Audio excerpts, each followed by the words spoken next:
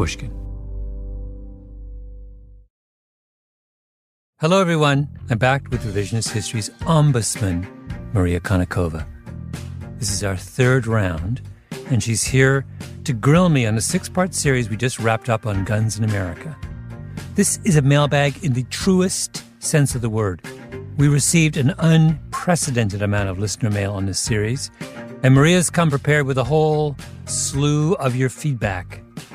Some nice, some not so nice. Yeah, well, I am surprised at how much nice we got, considering the subject of this particular season of Revisionist History, to be perfectly honest. So let's start with something really nice and positive. Get the good stuff up top. Exactly. You know, the praise sandwich, right? the feedback sandwich. But you had a relatively light episode in there about Gunsmoke. I did. And someone wrote in being a little bit worried that you got the murder rate wrong when you calculated the murders in To which Gunsmoke. I can only say, bring it on. Let's hear this. Yes. All right. So basically, you had this episode where you talked about the show that ran for how many years?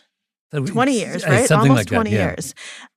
And your producer, Tali Emlin, actually went through several seasons of it and calculated what the murder rate would be. And you found that it would actually, even though it's insane, it is actually 80 times higher than what it would be in any city in the United States today. Yes. But it turns out that you might have actually undercounted, according to this listener. So here's the letter. The murder rate in Dodge City was even worse than you calculated. You compared a season of the show to an annual rate of modern-day cities. However, each episode probably takes place in a single day or so. The entire season probably only covered a couple months of time. That would make the annual rate 5 to 6 times worse than you already calculated. So what do we think about that? Okay. I get where this critique is coming from. I think there's some merit to it. I would point out, though, when I asked Tali about this, she says, if you look at the first 2 seasons, so we have an episode set in summer, we have one in winter, we have one on Christmas, we've got a blizzard. So they're kind of implying that what we're seeing unfolding in the mythical Dodge City is real passage of time and not a series of episodes. And also, by the way, the actors get older, right? So, you know, when this starts, Matt Dillon's a young man. When Gunsmoke ends, Matt Dillon is no longer a young man. So maybe the best way to say this is that, I think we should probably split the difference and say that we were being excessively generous to the fictional Dodge City in suggesting that their murder rate was only 80 times higher than the next highest American city. Maybe the accurate number is 160. That is absolutely crazy. By the way, I have never seen Gunsmoke, and I had to look it up. The first time I heard of it was on your show. And This is what you get for growing up in Russia. This is true. But I also had this brain fart moment where Matt Dillon, I was like, wait, but Matt Dillon isn't that old. Oh, you were thinking of the other Matt Dillon. I was thinking of the actor Matt Dillon. And so for a second, I was like, wait, how is Matt Dillon in this show, Gunsmoke? And it was just like this total fictional universe that I created in my head before I looked up what it actually was. Years ago, maybe 30, maybe 25, I'm at a party in the West Village, and I realized Matt Dillon is there. When he was really at the height of his fame, he's still famous, but he was really I ingratiated myself with him and spent a delightful evening. It went well past the evening, I have to say. I spent a delightful evening in his company, and I can testify that he is every bit as charming in real life as the movies would suggest he would be. That's wonderful. Was he named after the show? Well, I think it's obvious he was, right? Yeah. Because he looks not unlike the fictional Matt Dillon. So maybe his parents had a notion, but who knows? Either that or like just some agent gave it to him when he was 19 years old. Well, I think that's amazing. And to my credit, I also did not have a TV growing up. So nor did I. So we have that in common. We have that in common. So we did have this one lighthearted reader's email, but every other email, or at least the vast majority, were about one single episode. Do you want to care to guess which one it was? I'm going to guess it was the assault rifle episode. And you would have guessed correctly. It is that episode. Now, before you get into let me just say that there are things you do as journalists, and you know this well, that are deliberate provocations. You do them precisely because you do think you are running counter to people's expectations and preconceptions. This would be one of those. I was poking the bear, and I guess the bear was poked. The bear was duly poked. Mission accomplished. So let's get into some of these letters, because when you listen to excerpts from them, you start realizing that it's as if people listened to two different episodes, depending on where they were coming from to begin with. Their own opinions about gun control colored what they heard you say and how they experienced your interviews to a shocking degree. I mean, actually not shocking. I'm not at all shocked, but it's crazy reading these and seeing just the opposite responses. So they will write things like, let's see, the gun rights guy was more genial than the gun control guy, but he was just as misleading. All he did was smile while he made you look left when you should have looked to the right. And then they have all of these figures behind that saying that, they're saying that, he is saying that it only takes 3 seconds to do this, but mass shooters there's going to be so much going on, and his math is wrong, and this is wrong, and that is wrong. And they say that you were led astray. Mm-hmm. But then you have someone saying, Malcolm, I'm so proud of you for finally seeing the light. Now I'm quoting, now let's remember that the problem in America is a murder problem, not a weapon problem. So you have two very, very different points of view, right? Mm-hmm. And let's talk about that. How can people walk away from the same episode listening to the same data with just completely opposite perspectives? Well, I mean, it shouldn't come as a surprise that when people listen to something that they feel strongly about, they have a subjective reading. Nor does it surprise me now after 30 years of writing books that people don't read or listen to the end. I wrote a book called, my second book, Blink, was a book that looked critically at, when I say critically, it examined both the pros and cons of snap judgments. But you had to keep reading. It started out on the pros, and then as I dug deeper, got interested in the cons.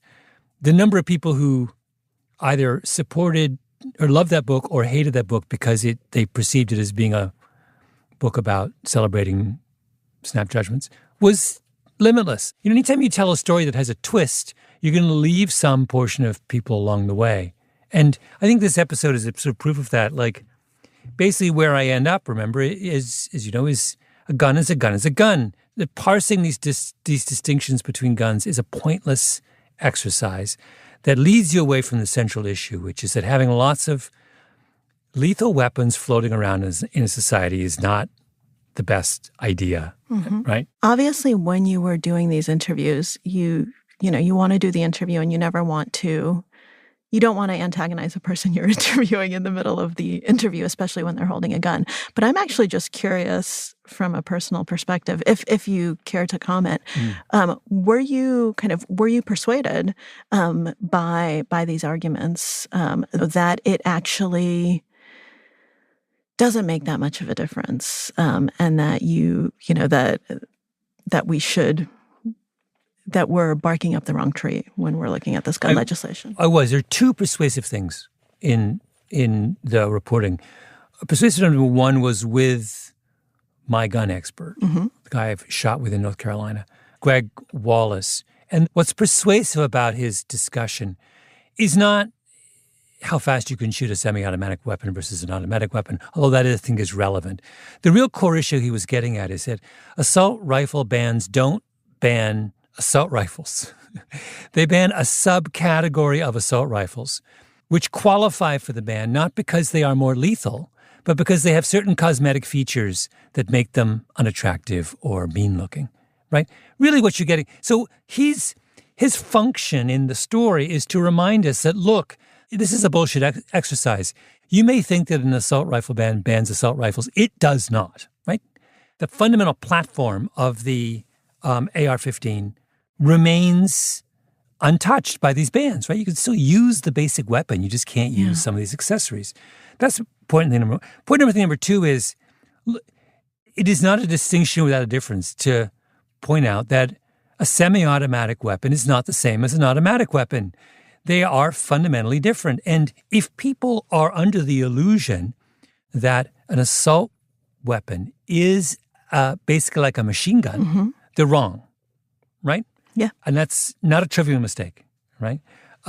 So a lot of these, as I'm reading through in this one letter, a lot of them, are fussing around in the kind of minor details of these distinctions. And it's just like, it's not the point. The point is like, what we're setting out to do here is not actually what we're doing, A. And B, this brings us to the second persuasive character in that, the most persuasive character in that episode was the ER doctor. Yeah.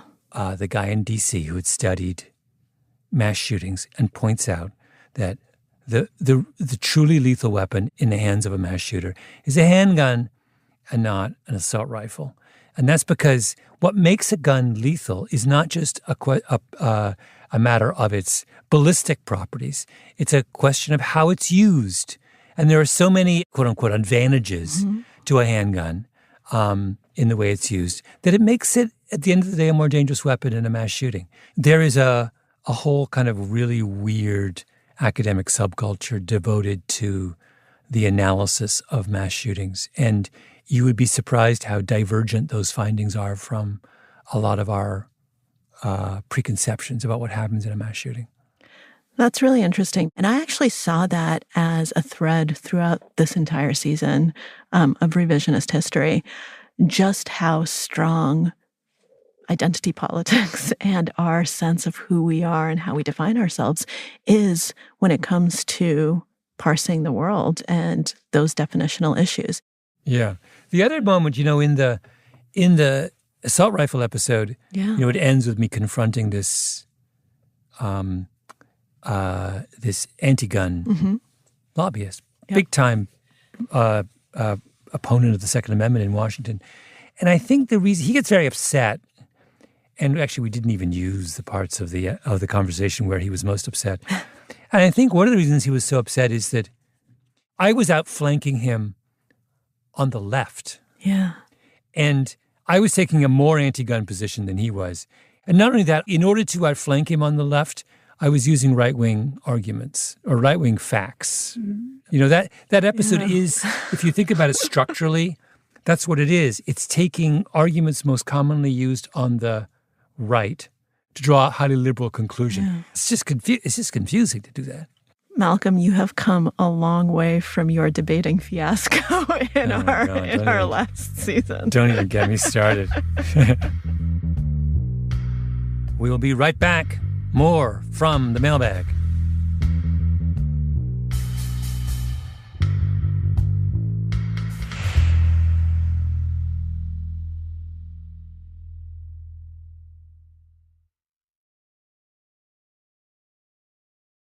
All right, well, let's go back to guns because I do want to talk about some of the other episodes.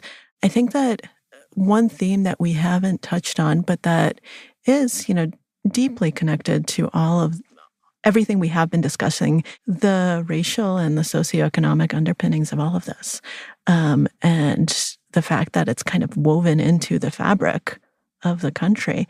And, you talk about, and these are different episodes, there's Chicago, there's DC, there's, and you have Alabama, you have these very different geographically, parts of the country, urban, rural, and yet you have some of the exact same reasons why we have still, despite all of the incredible medical stuff that's happened, and despite how many lives are saved now that wouldn't have been saved in the past, we still have these huge disparities. Yeah. And we still have people dying who shouldn't be dying because either they're the wrong color, or they're in a place where they seem like they're the wrong color, or they're in a place that's so economically marginalized that, they can't get to a trauma center, probably because that area was the wrong color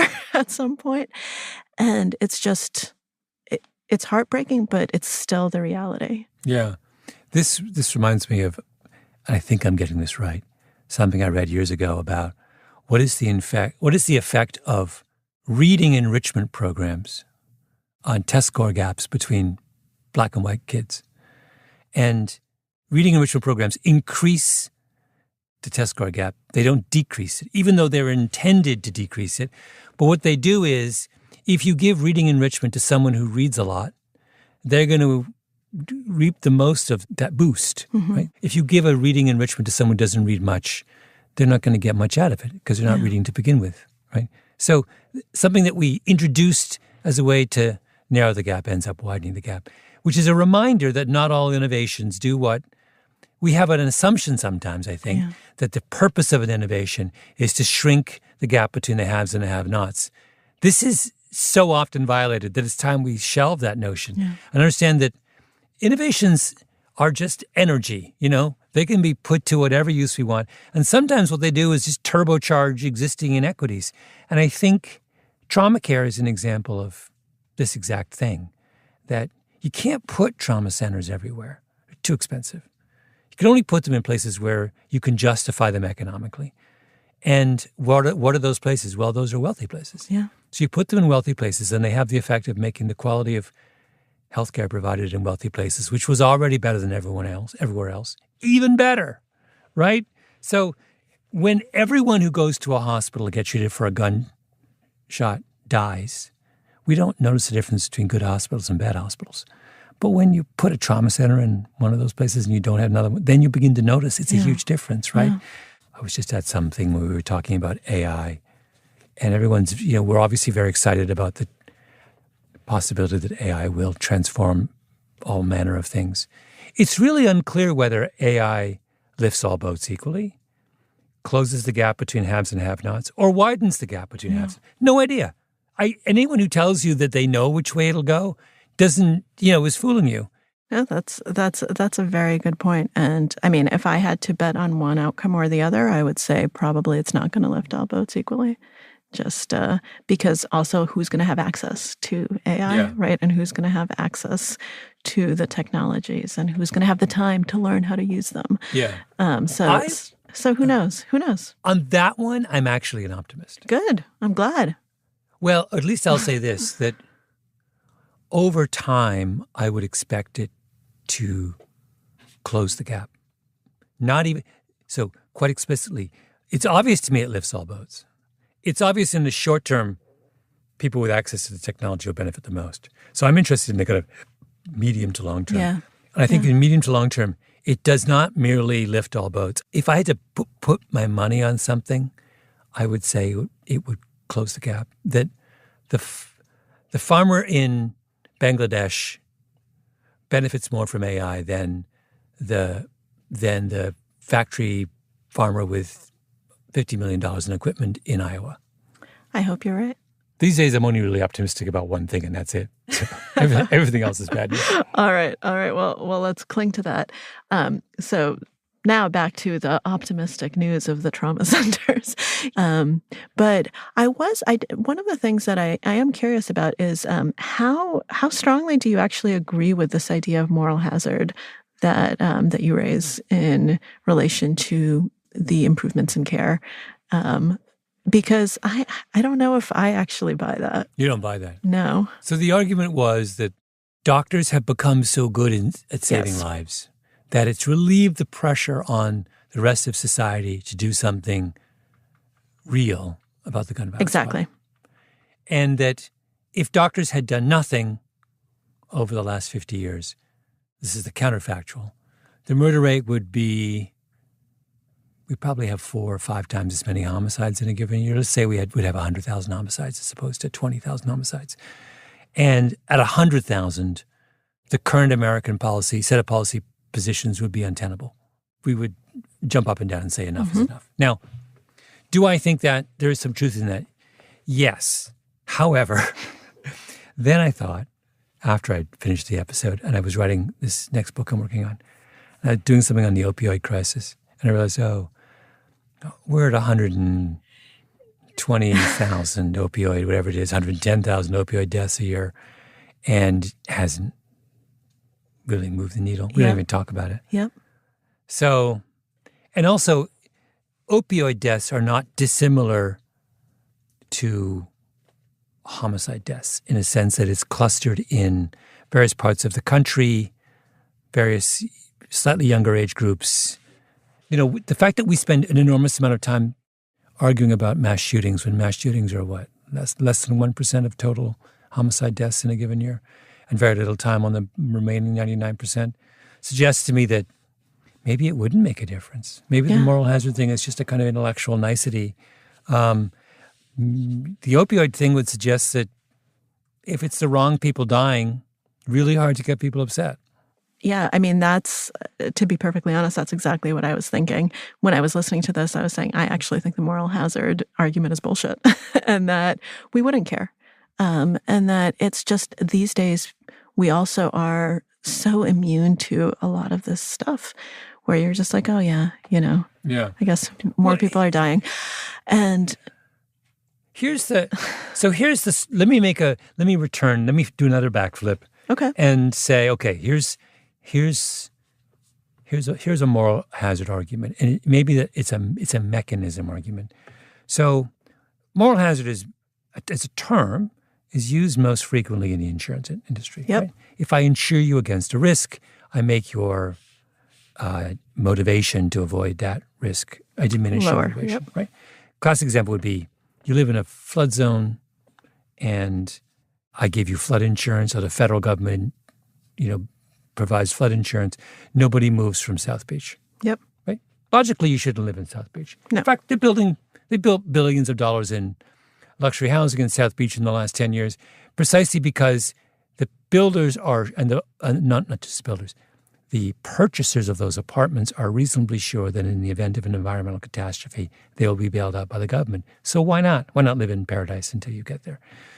The answer to that is that just because one institution or body insures against risk and provides a mechanism for moral hazard doesn't mean everybody does. So what's happening in Miami is that, sure, if the hurricane wipes out your house, the feds may bail you out, or the state might bail you out. But in the meantime, no private insurer is writing you a policy, right? So you're either self-assuring or you're naked. The second thing that's happening that I suspect may soon happen, and there are people talking about this now, is maybe when you buy a house in South Beach, the mortgage rate is 3 points higher. Maybe it's 10%. Maybe the bank just says, you know what? Why am I writing a mortgage for an apartment in South Beach that's the same as an apartment on a mountaintop in Maine when the odds that one will be swept away in a hurricane are 1,000 times higher than the other? Yeah. But really, by a quirk of history, we have national mortgage rates. Why are mortgage rates national if risks are not equal across? What happens when we start localizing mortgage rates?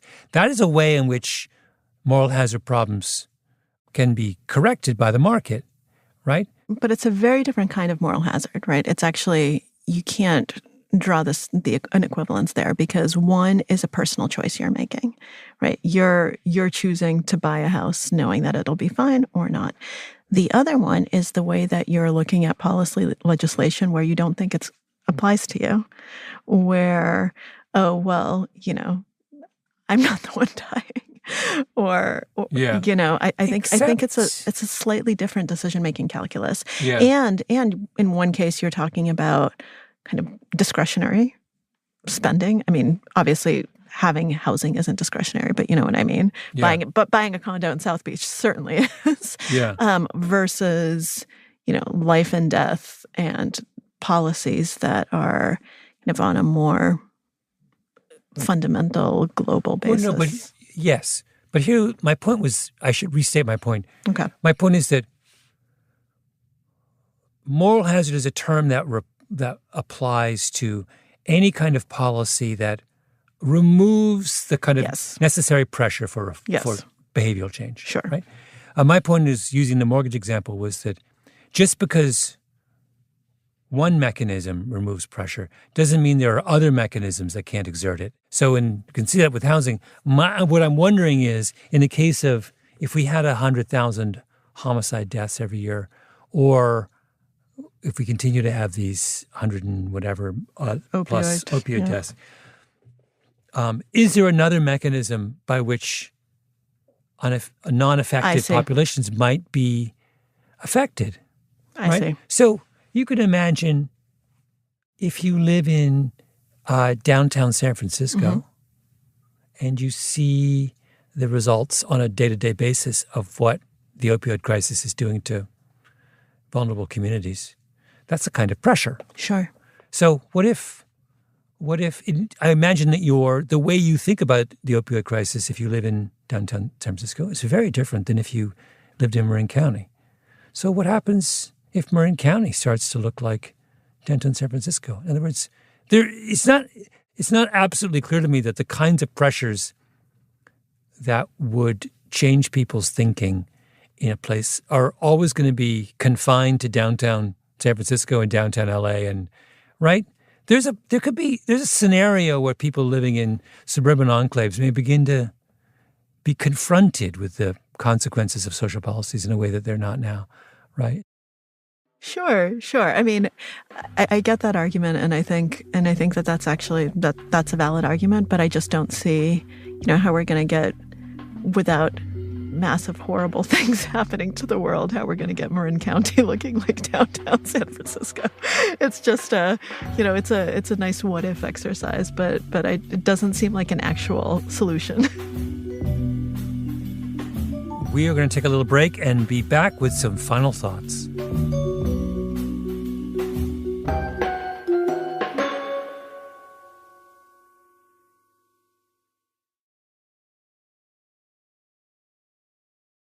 So we had, we've talked about a lot of problems. And so we had one letter that finally turns to the question of, okay, so what do we do? But here's what this letter from South Carolina asks. My request is this. I need help with the so now what? If Malcolm were in charge of this topic, what would he do? Copy Canada's rules? Build a new hospital in Chicago in a certain gun violence-prone area? Force all cities to report bullet contact injuries and not just fatalities? So, Malcolm, you're now in charge of this. Well, all of those things. I mean, I think we have to accept, first of all, that there is no one thing we can do here. Probably have to do 20 things. My big sort of takeaway from doing that series was I came away fundamentally disillusioned in the power of conventional government approaches to solve the problem. I was struck in talking to people who were on the front lines of this epidemic, how infrequently people talked about gun control. I mean, they talked about it in passing, but it's just not. The majority of gun violence in this country is two people with illegal guns. You can pass all the laws you want. They're not being touched by that. I mean, there are little things Washington could do around the margin, but just changing the conversation so that we're not arguing in the abstract about which law does this and which law does that. A couple of seasons ago, I did this episode on homelessness, and I spent a lot of time in Jacksonville, Florida, which has an exemplary homelessness program, by the way. And someone involved with that program said, we had this conversation, which I didn't use in the episode. I've thought about it all the time, long time since.